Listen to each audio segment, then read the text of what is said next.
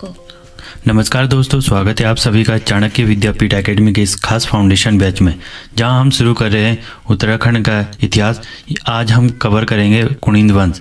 ये सीरीज खास तौर पर तैयार की गई है यूकेपीएससी, यूके और अन्य उत्तराखंड परीक्षाओं को ध्यान में रखते हुए। इस सीरीज में हम जानेंगे उत्तराखंड के प्रागैतिहासिक काल से लेकर उत्तराखंड स्थापना दिवस 9 नवंबर 2000 तक की संपूर्ण यात्रा।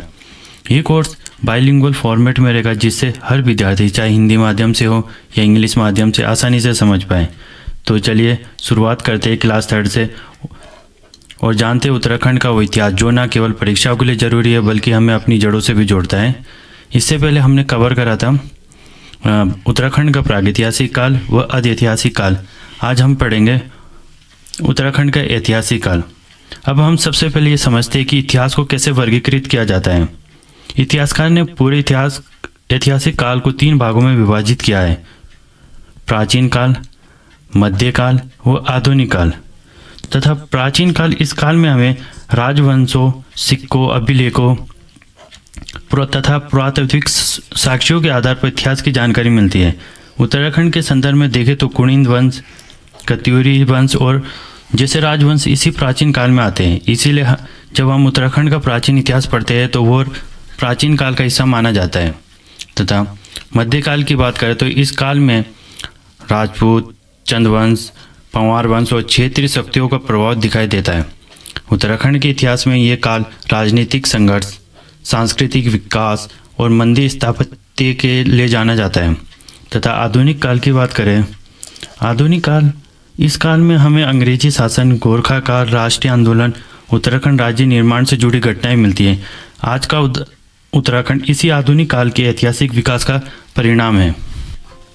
यहाँ हम कुणिंद वंश की बात करें। कुणिंद वंश उत्तराखंड पर शासन करने वाली प्रथम राजनीतिक शक्ति थी। इतिहासकारों के अनुसार इनका शासन लगभग 3री-4वीं ईस्वी तक रहा, यानी ये उत्तराखंड के प्राचीन इतिहास की नींव रखने वाला वंश था। कुणिंद लोग आर्यों से संबंधित क्षत्रिय जाति के थे। कुणिंद लोग मौर्य के अधीन थे, जिसके साक्ष्य हमें कालसी शिलालेख से मिलते हैं। तथा कुणिंदों को आर्यों का वंशज भी माना जाता है। महाभारत तथा अन्य ग्रंथों में कुणिंदों को द्विज मुख भी कहा गया है। कुणिंद वंश की राजधानी के रूप में श्रीनगर, कालसी तथा बेहट जैसे स्थानों का उल्लेख मिलता है। अंतिम राजधानी शत्रुनगर मानी जाती है। इससे स्पष्ट होता है कि इनका शासन क्षेत्र काफ़ी विस्तृत रहा। तथा अमोघ भूति कुणिंद वंश का सबसे शक्तिशाली और प्रतापी राजा था। इसकी वीरता और शक्ति की जानकारी हमें इसके सिक्कों से मिलती है। तथा इसको राजाधिराज और महाराज की उपाधि भी धारण की थी।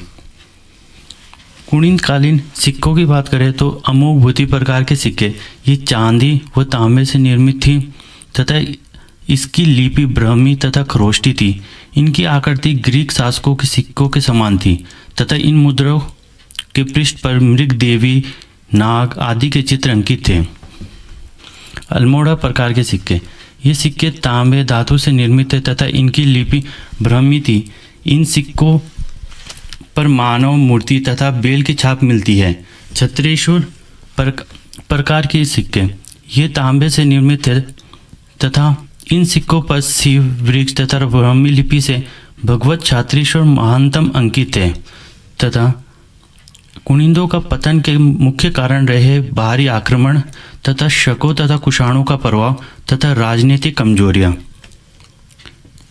आज के लिए हम इतना ही रखेंगे, लेकिन उससे पहले हम प्रीवियस ईयर के कुछ प्रश्नों को देखेंगे। प्रश्न 1 है, उत्तराखंड का प्राचीनतम ज्ञात राजवंश कौन सा था? हमने अभी पढ़ा है कत्यूरी, कुणिंद, चंद, पंवार। इसका आंसर आप मुझे कमेंट में बताएंगे। सेकंड क्वेश्चन है, कुणिंद वंश का प्रसिद्ध शासक कौन था? शिवदत्त, अमोघ भूति, अशोक, कनिष्क। इसका आंसर भी आप मुझे कमेंट में बताएंगे। थर्ड क्वेश्चन, कुणिंद सिक्कों पर किस लिपि का प्रयोग मिलता है? खरोष्टी, देवनागरी, ब्राह्मी, फारसी। ये भी हमने अभी तीनों प्रश्न के उत्तर आप मुझे कमेंट बॉक्स में बताएंगे। आज के लिए इतना ही रखते हैं, बाकी नेक्स्ट क्लास में कवर करेंगे। तब तक के लिए धन्यवाद।